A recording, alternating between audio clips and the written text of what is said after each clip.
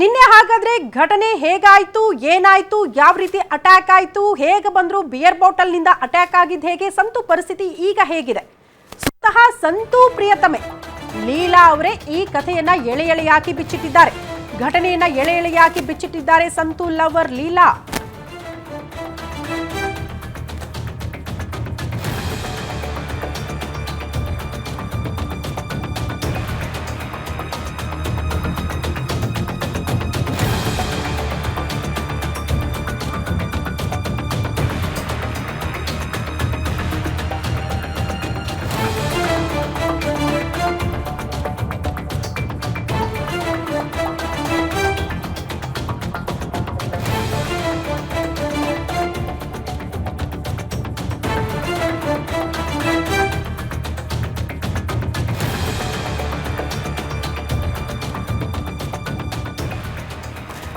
ಘಟನೆ ಬಗ್ಗೆ ಎಳೆ ಎಳೆಯಾಗಿ ಬಿಚ್ಚಿಟ್ಟಿದ್ದಾರೆ ಸಂತು ಲವರ್ ಲೀಲಾ.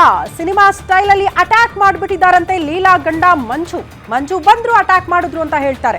ಲೀಲಾಗೆ ಬಾಟಲ್ ನಲ್ಲೇ ಚುಚ್ಚೋದಕ್ಕೆ ಬಂದಿದ್ದಂತೆ ಮಂಜು, ಬಟ್ ಜಸ್ಟ್ ನಾನು ಬಚಾವಾದೆ ಅಷ್ಟೇ ಅಂತ ಹೇಳ್ತಾರೆ. ಮಂಜು ಬರ್ತಿದ್ದಾನೆ, ಮನೆ ಬಾಗಿಲು ತೆಗಿಬೇಡ ಅಂತ ಸಂತು ಹೇಳಿದ್ರಂತೆ.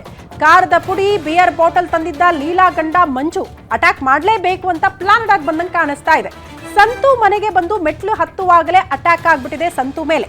ಕಾರದ ಪುಡಿ ಎರಚಿ ಬಾಟಲ್ನಿಂದ ಸಂತುಗೆ ಮಂಜು ಚುಚ್ಚಿದ್ದಾರೆ. ಸಂತು ಹೊಟ್ಟೆಗೆ ಚುಚ್ಚೋಕೆ ಹೋಗಿದ್ದಂತೆ ಮಂಜು, ಬಟ್ ಅವರು ಕೈಯನ್ನ ಅಡ್ಡ ಹಿಡಿದಿದ್ದಕ್ಕೆ ಕೈಗೆ ಬಾಟಲ್ನಿಂದ ಮಂಜು ಚುಚ್ಚಿದ್ದಾರೆ.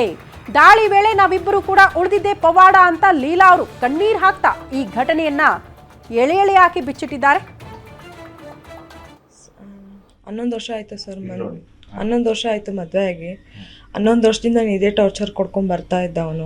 ಸರಿ ಅಂತ ನಾನು ಮಕ್ಕಳ ಮುಖ ನೋಡ್ಕೊಂಡು ಅಡ್ಜಸ್ಟ್ ಮಾಡ್ಕೊಂಡು ಹೋಗ್ತಾ ಇದ್ದೆ ಸರ್. ಇತ್ತೀಚೆಗೆ ಅವ್ನು ಜಾಸ್ತಿನೇ ಆಗೋಯ್ತು. ನನಗೂ ತಡ್ಕೊಳಕ್ಕಾಗ್ದಿರ ನನ್ನ ಮನೆ ಬಿಟ್ಟು ಬಂದೆ ಸರ್ ನಾನು. ನಿನ್ನೆ ಬಂದು ಒಂದು 3 ಡೇಸ್ ಬ್ಯಾಕು ಮಕ್ಕಳನ್ನ ನನ್ನ ಜೊತೆನೇ ಕಳಿಸ್ಬಿಟ್ಟಿದ್ದ ಅವನು.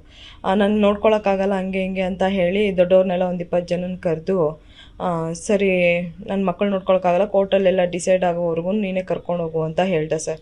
ಸರಿ ಅಂತ ಮಕ್ಕಳು 3 ಜನನೂ ನಾನೇ ಕರ್ಕೊಬಂದು ನನ್ನ ಜೊತೆಲೇ ಇಟ್ಕೊಂಡಿದ್ದೀನಿ ಸರ್. ಕೋರ್ಟಲ್ಲಿ ಡಿಸೈಡ್ ಆಗೋವರೆಗೂ ಏನೊಂದು ಮಾಡ್ಕೊಳ್ಳೋಣ, ಇಲ್ಲ ನಾನೇ ಸಾಕ್ಕೊತೀನಿ ಬಿಡು, ನಿನ್ನ ಕೈಲಿ ಆಗಿಲ್ಲ ಅಂದರೆ ನಾನೇ ಸಾಕ್ಕೊತೀನಿ ಬಿಡು ಅಂತೆಲ್ಲ ಹೇಳಿ ಇದು ಮಾಡಿದೆ ಸರ್. ಸರಿ ಆಯಿತು ಅಂತಂದು ಮಕ್ಕಳನ್ನೆಲ್ಲ ಕರ್ಕೊಬಂದು ಜೊತೆಲೇ ಇಟ್ಕೊಂಡಿದ್ದೀನಿ.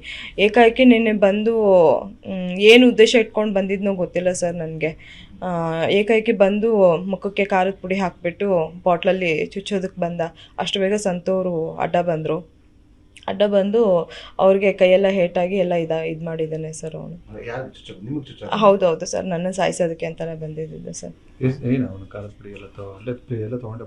ಹೌದು ಸರ್, ಖಾರದ ಪುಡಿ ಎಲ್ಲ ಮುಖಕ್ಕೆಲ್ಲ ಹಾಕಿದ್ದೆ ಸರ್. ಎಲ್ಲ ಇದರಲ್ಲಿ ನನಗೂ ಹಾಕಿದ್ದಾರೆ, ಸಂತೋರ್ಗೂ ಹಾಕಿದ್ದಾರೆ ಸರ್. ಸಂತೋರ್ ಕೈಯೆಲ್ಲ ಫ್ರ್ಯಾಕ್ಚರ್ ಆಗಿದೆ, ಚರ್ಮ ಎಲ್ಲ ಈಚೆಗೆ ಬಂದ್ಬಿಟ್ಟಿದೆ, ಮತ್ತು ಹೊಟ್ಟೆಗೆ ಚುಚ್ಚಿದ್ದಾನೆ, ಮತ್ತು ತಲೆ ಹೊಡೆದಿದ್ದಾನೆ. ಮೊನ್ನೆ ಎಲ್ಲ ಬಂದು ನ್ಯಾಯ ಪಂಚಾಯತಿ ಮಾಡಿ ಮಕ್ಕಳನ್ನೆಲ್ಲ ಬಿಟ್ಬಿಟ್ಟು ಹೋಗಿದ್ದ. ಒಂದು 2 ಮುಖ ಇದೆ ಸರ್ ಅವನು. ಒಂದು ಚಿನ್ನ ಬಂಗಾರಿ ಅನ್ನೋದು, ಮತ್ತು ಇನ್ನೊಂದು ಈ ಥರ ಕ್ರೂರಿ ಇಂಥ ಇದು ಸೈಕೋ ಸರ್ ಅವನು. ಆ ಕಡೆನೂ ಇದ್ದಾನೆ, ಈ ಕಡೆನೂ ಇದ್ದಾನೆ ಸರ್. ಅವನ ಉದ್ದೇಶ ಏನು ಅಂದರೆ, ನಾನು ಯಾವುದೇ ಕಾರಣಕ್ಕೂ ನಾನು ಉಳಿಸ್ಬಾರ್ದು, ನಾನು ಏನಾದರೂ ಒಂದು ಹೆಚ್ಚು ಕಮ್ಮಿ ಮಾಡಲೇಬೇಕು, ಯಾವುದೇ ಕಾರಣಕ್ಕೂ ಉಳಿಸ್ಬಾರ್ದು, ಏನಾದರೂ ಒಂದು ಹೆಚ್ಚು ಕಮ್ಮಿ ಮಾಡಲೇಬೇಕು ಅಂತಂದ್ಬಿಟ್ಟು ಅವನು ಆ ಥರ ಇದು ಮಾಡ್ತಾ ಇದ್ದಾನೆ ಸರ್ ಅವನು. ಸರಿ, ಜನರೆಲ್ಲ ಆ ಥರ ಹೇಳ್ತಿದ್ರಲ್ಲ, ಮಕ್ಕಳನ್ನ ಬಿಟ್ಟು ಹೋಗಿದ್ದಾಳೆ ಅಂತ ಎಲ್ಲ ಹೇಳ್ತಿದ್ರಲ್ಲ. ಸೊ ಹಂಗಾಗಿ ಸರಿ ಹೋಗೋಣ ಒಂದು ಸತಿ ನೋಡೋಣ, ಚೆನ್ನಾಗಿ ನೋಡ್ಕೊಬೋದೇನೋ ಅಂತ ಮಕ್ಕಳ ಮುಖ ನೋಡ್ಕೊಂಡು ಹೋದೆ ಸರ್ ನಾನು.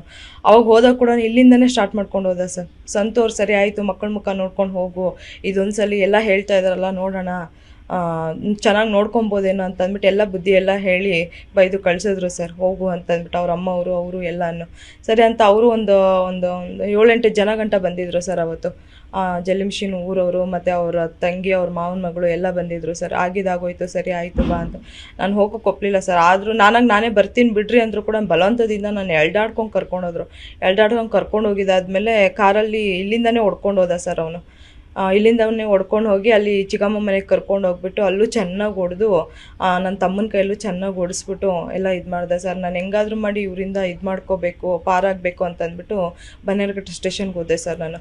ಅಲ್ಲಿಂದ ಸ್ಟೇಷನಲ್ಲಿ ಮತ್ತೆ ಬರ್ಕೊಟ್ಬಿಟ್ಟು, ಇಲ್ಲ ನಾನು ಯಾವುದೇ ಕಾರಣಕ್ಕೂ ಇವನು ಉಳಿಸೋದಿಲ್ಲ, ನನ್ನ ಜೀವ ಬೆದರಿಕೆ ಇಕ್ಕಿದ್ದಾನೆ, ನನಗೆ ಯಾವುದೇ ಕಾರಣಕ್ಕೂ ಇವನು ಉಳಿಸೋದಿಲ್ಲ ನನ್ನ ಅಂತ ಹೇಳಿಬಿಟ್ಟು ನಾನು ಪೊಲೀಸವ್ರ ಹತ್ರ ಎಲ್ಲ ಇದು ಮಾಡಿಬಿಟ್ಟು ಮತ್ತೆ 11:30 ಸಂತೂರ್ನ ಕರೆಸ್ಬಿಟ್ಟು ಮತ್ತೆ ಮನೆಗೆ ಬಂದೆ ಸರ್ ನಾನು.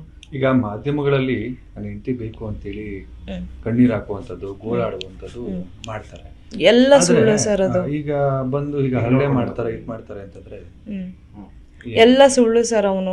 ಎಲ್ಲ ನಾನು ಏನಾದರೂ ಒಂದು ಹೆಚ್ಚು ಕಮ್ಮಿ ಮಾಡಬೇಕು, ನಾನು ಏನಾದರೂ ಒಂದು ಗತಿ ಮಾಡಬೇಕು, ಹೆಂಗಾದ್ರೂ ಆಗಲಿ ಇವಳು ಮಾನ ಮರ್ಯಾದೆ ತೆಗಿಬೇಕು, ಮಾನ ಮರ್ಯಾದೆ ತೆಗೆದು ಇವಳನ್ನ ಹೆಂಗಾದ್ರೂ ಮಾಡಿ ಮುಗಿಸ್ಲೇಬೇಕು ಅಂತ ಅಂದ್ಬಿಟ್ಟು ಪ್ಲಾನ್ ಮಾಡಿದ್ದಾನೆ ಸರ್ ಅವನು.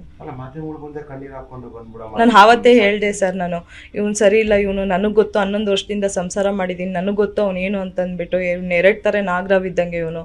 ಅಲ್ಲಿ ಚಿನ್ನ ಬಂಗಾರ ಅಂದ್ಕೊಂಡು ಎಲ್ಲ ಇದು ಮಾಡ್ತಿದ್ದ. ಬಂದು ನನ್ನ ಮುಂದೆ ಅವತ್ತು ಕರ್ಕೊಂಡು ಹೋಗ್ಬೇಕಾದ್ರೂ ಕೂಡ ನಿನ್ನನ್ನು ಮಾತ್ರ ಸುಮ್ಮನೆ ಬಿಡಲ್ಲ ಅಂತ ಹೋದ. ನಿನ್ನೆ ಕೂಡ ಹೋಗ್ಬೇಕಾದ್ರೆ ಮೆಟ್ಲಿಳ್ದು ಹೋಗ್ಬೇಕಾದ್ರೆ ಕೂಡ ಅಂದಿದ್ದಾನೆ ಸರ್, ನಿನ್ನ ಮಾತ್ರ ಯಾವುದೇ ಕಾರಣಕ್ಕೂ ನಾನು ಸುಮ್ಮನೆ ಬಿಡೋದಿಲ್ಲ, ಏನಾದರೂ ಒಂದು ಗತಿ ಮಾಡೇ ಮಾಡ್ತೀನಿ, ಇಷ್ಟಕ್ಕೆ ಮುಗಿಯಲ್ಲ ನಿಂದು ಅಂತ ಹೇಳ್ಬಿಟ್ಟು ವಾರ್ನ್ ಮಾಡಿಬಿಟ್ಟು ಹೋಗಿದ್ದಾನೆ ಸರ್ ಅವನು. ಬೆದರಿಕೆ ಹಾಕಿದ್ದಾರೆ. ಹೌದು ಸರ್.